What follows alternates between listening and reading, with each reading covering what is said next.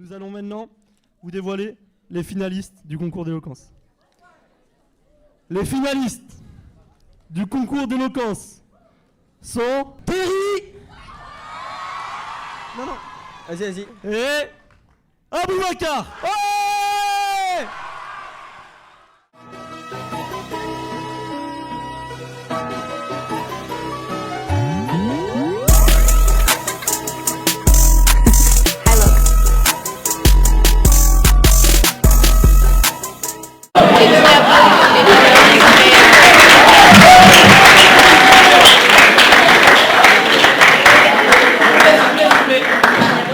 Merci d'être présents pour cette finale du concours d'éloquence. On est très content de vous avoir en tant que public et aussi en tant que jury. À présent, nous avons Aboubacar qui va s'opposer à Terry. Ils auront 6 minutes pour défendre leur sujet. Pas plus de blabla, place à la parole à Terry. Oui.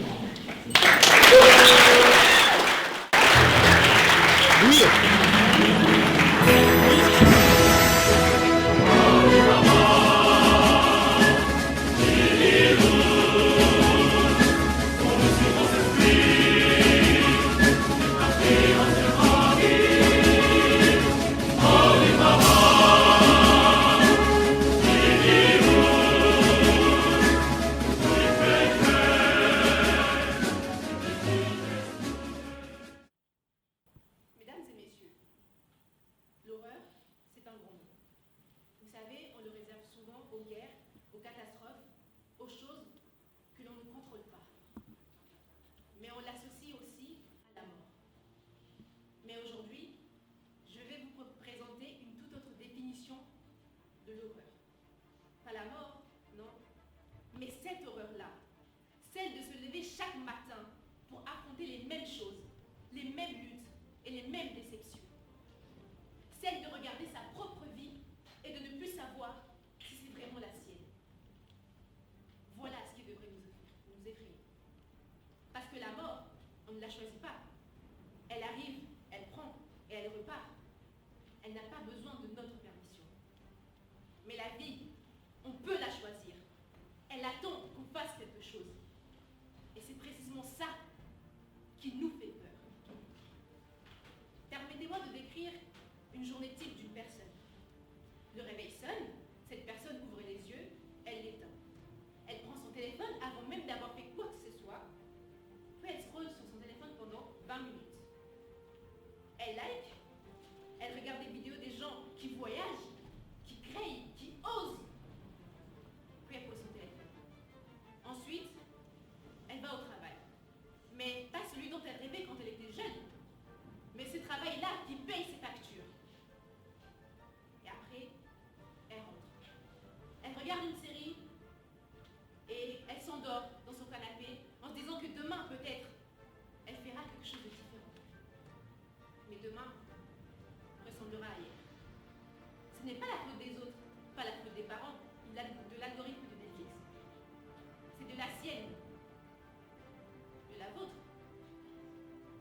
Je ne suis pas prêt. Ce n'est pas le bon moment. Oh, je verrai ça l'année prochaine. L'année prochaine. Toujours l'année prochaine. Alors soyons honnêtes pour une fois. On a peur de l'échec, peur du jugement, peur de l'inconnu, peur de soi. Et on finit par avoir peur de tout.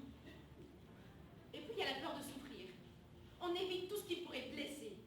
On reste dans des habitudes mortes, des convictions mortes.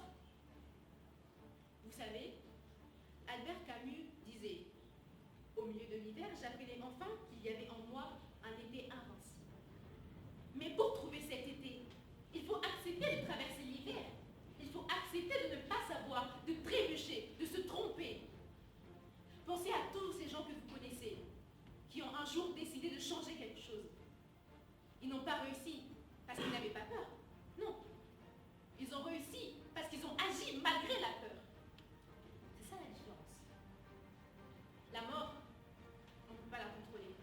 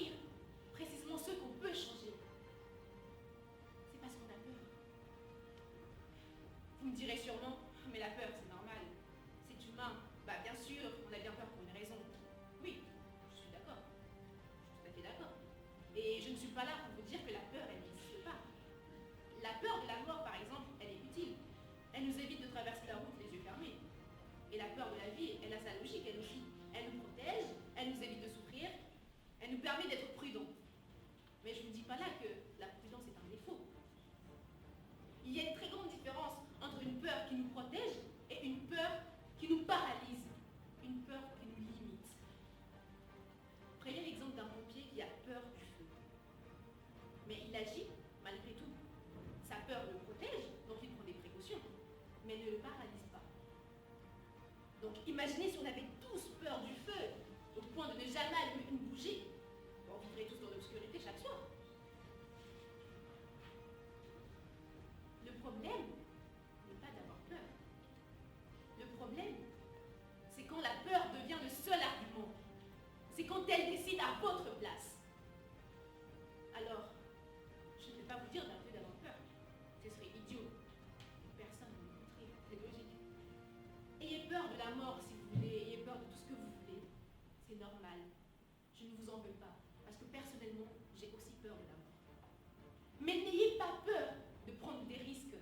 N'ayez pas peur de vous tromper. N'ayez pas peur d'être vous. N'ayez pas peur de vivre. La mort viendra. Pour vous, pour moi, pour tout le monde dans cette salle. Actuellement, c'est la seule certitude que nous partageons. Et quand elle arrivera, elle ne demandera pas si on a bien géré sa retraite. Elle ne demandera pas si on était prudent, raisonnable, sage. Non. La seule chose qui devrait vraiment nous faire peur, ce n'est pas la mort, pas l'échec, pas le regard des autres, mais c'est de se réveiller dans 20 ans et de se demander qu'ai-je fait de ma vie.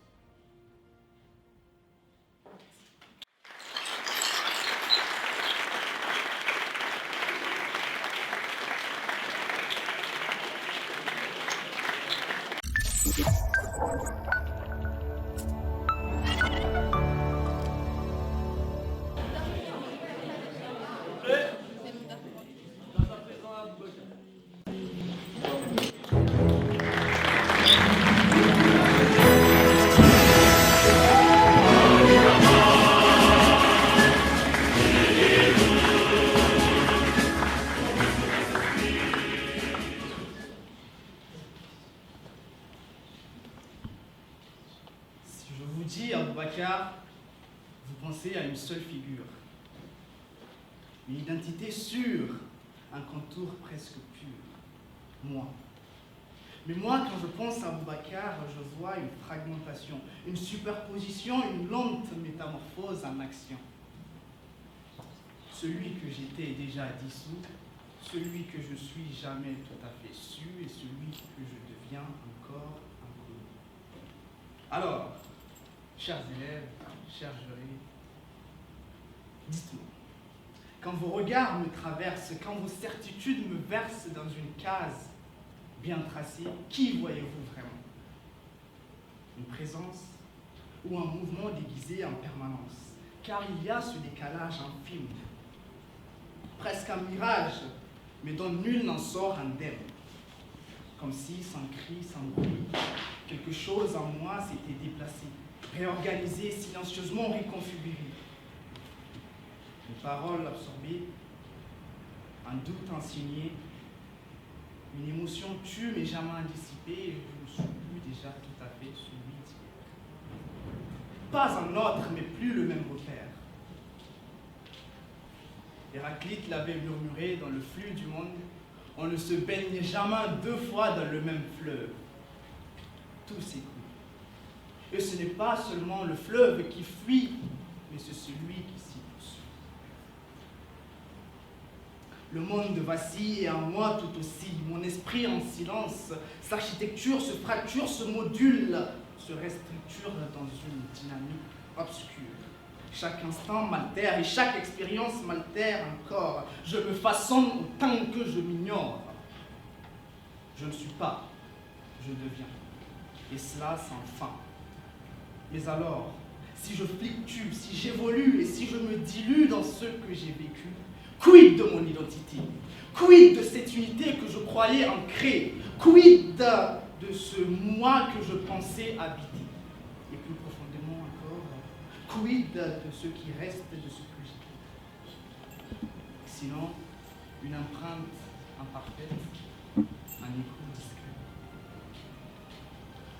Et pourtant, dans ce vertige, quelque chose insiste, quelque chose persiste, je me reconnais. Non pas comme une forme fixe, mais comme une histoire filigrane. Un héritage qui me traverse et qui me réclame. Je viens de voix qui ont tremblé pour moi. Je viens de regards qui ont dessiné mes départs. Je viens de mes parents.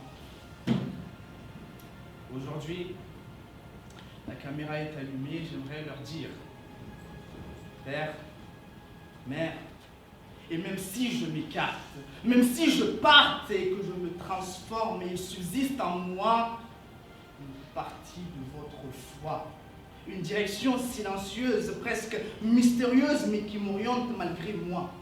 Alors peut-être que je ne suis pas une réponse, peut-être que je ne suis qu'une tension, une vibration, une équation sans solution. Je pense à Madame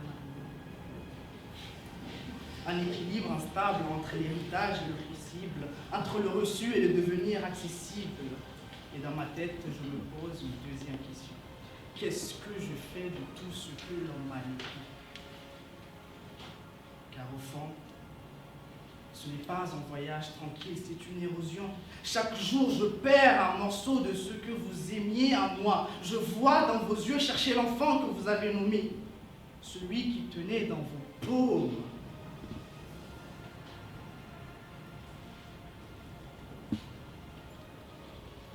Mais ce moi-là, il s'effrite. Il part en poussière, sous le poids de mon...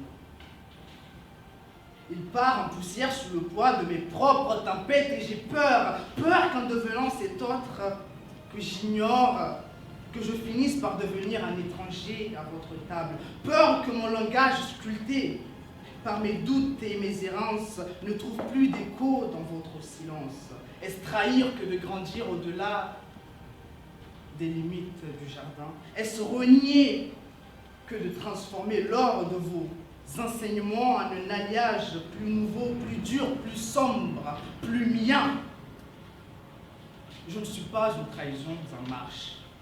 Je suis votre prolongement le plus sincère. Celui qui ose enfin être vulnérable. Et ce que je fais de ce que l'on m'a légué, je le porte comme un secret brûlant sous la peau. Je ne l'expose plus, je le vis, je l'incarne jusque dans mes erreurs, jusque dans ce moi qui oscille et qui vacille, mais qui pour la première fois ne baisse plus les yeux devant son propre reflet. Je suis Aboubakar. Et pourtant, pour la première fois, ce nom ne me définit plus, mais il m'invite. Merci.